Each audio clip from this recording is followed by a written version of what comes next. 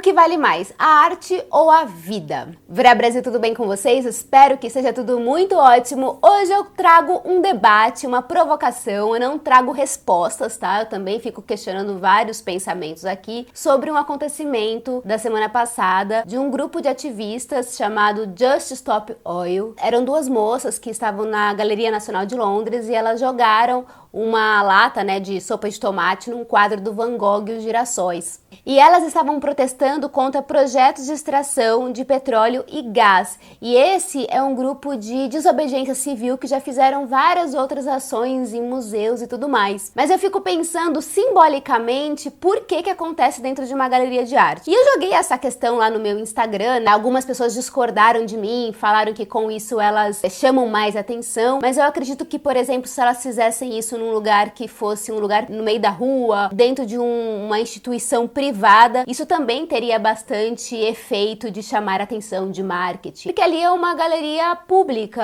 é uma instituição em que se preserva o patrimônio nacional, assim como a nossa Pinacoteca, o nosso MASP aqui em São Paulo, que tem o apoio privado, mas fundamentalmente, majoritariamente é um órgão público. Então eu fico pensando se isso não teria um efeito simbólico se você fizesse numa instituição privada, num banco, por exemplo, ou em qualquer outro lugar, sabe? Eu tô dando um exemplo aqui meio de en passant, só pra gente pensar em como as nossas ações são simbólicas. Uma outra coisa que me veio na cabeça também foi a questão de por que ser o quadro do Van Gogh. Simbolicamente, Van Gogh também foi um artista que não foi reconhecido em vida, morreu na miséria, ele viveu a vida inteira às custas de ajuda de pessoas, principalmente do seu irmão. Então, simbolicamente, é meio bizarro você tacar tomate numa obra do Van Gogh para protestar contra questões ambientais. Qual que é a convergência disso? Eu não consigo realmente compreender. E independente de você gostar de Van Gogh ou não gostar de Van Gogh, a arte tem como fundamento deflagrar as questões do mundo,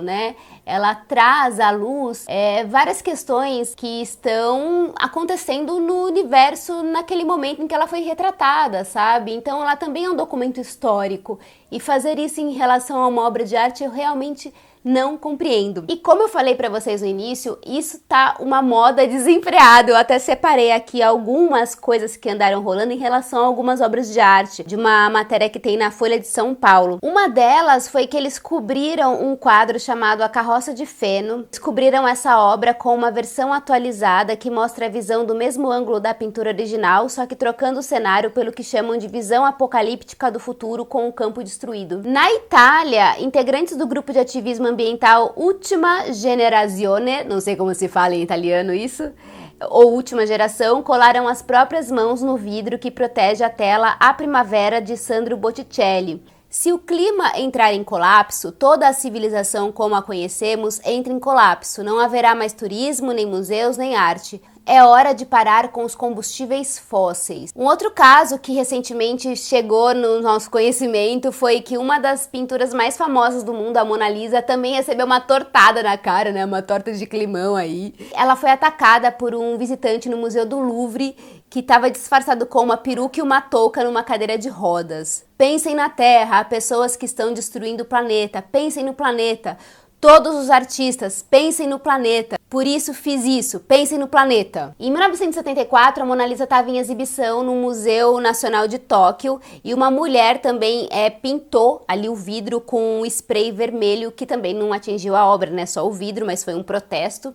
E em 1956, a Mona Lisa sofreu 2 ataques, um com ácido que danificou a sua parte inferior e outro de um pintor boliviano que atirou uma pedra na pintura a óleo, causando também pequenos danos. Em 1911, o italiano Vincenzo Perugia roubou a obra do Louvre e escondeu em seu apartamento, a Mona Lisa.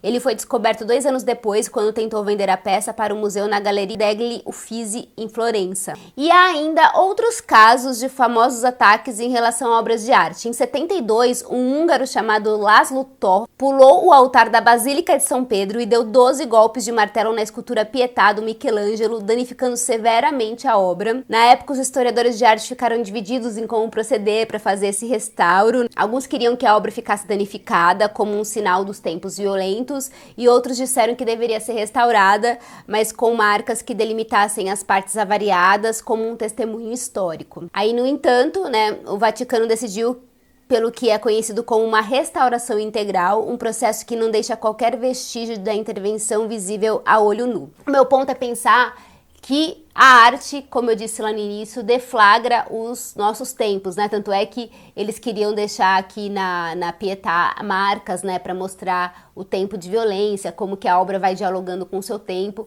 Então fica aqui o meu questionamento, gente. Vocês concordam com essa história de estraçalhar uma obra de arte, de fazer manifestação dentro de museu? Aqui no Brasil, eu só posso dizer pelo Brasil, que é onde a gente vive, né? Eu acho que os artistas, eles já são o tempo todo massacrados pela mídia, são marginalizados. As obras de arte aqui não valem absolutamente nada. Ninguém dá nenhum valor para a arte no nosso país. Então, fazer esse tipo de manifestação dentro de um museu, atacar uma obra, é como se atacasse o artista, entendeu? Pra mim é isso. Você tacar tomate nos atores em cena, você tá atacando a obra daquele artista e o artista, não só a obra dele, porque a obra de um artista é a extensão dele. Então, simbolicamente, temos que questionar se isso vale ou se não vale. E lembrando, eu não estou sendo contra o ativismo do grupo em si. Eu sou contra esse ativismo que parece um ativismo meio burguês, meio gourmet, sabe? Como se fosse aquela personagem que tem no Instagram, A Vida de Tina, sabe? É um tipo de ato que não gera consequências reais, eficazes contra o sistema que a gente vive. Qual seria uma manifestação eficaz para que as coisas começassem a mudar? Eu não sei qual seria, gente. Realmente eu não sei. Mas dentro de um museu, eu realmente não concordo, absolutamente não concordo. Vocês podem até me trazer outras opções aí para eu repensar a minha forma de enxergar essa situação, essa história. Mas realmente eu acho que atacar uma obra de arte não é o caminho para a gente trazer alguma transformação, alguma revolução social. Eu aguardo aqui as opiniões de vocês e a gente se vê em breve no próximo vídeo. Muito obrigada pela atenção, pela companhia. Lembrem-se de apoiar o canal lá na plataforma do Apoie-se. Tem o meu podcast Segredo de Liquidificador. E você também pode me seguir nas minhas redes sociais e me acompanhar lá no dia a dia, que eu sempre estou bastante ativa lá no meu Instagram. Um beijo e até a próxima. Tchau!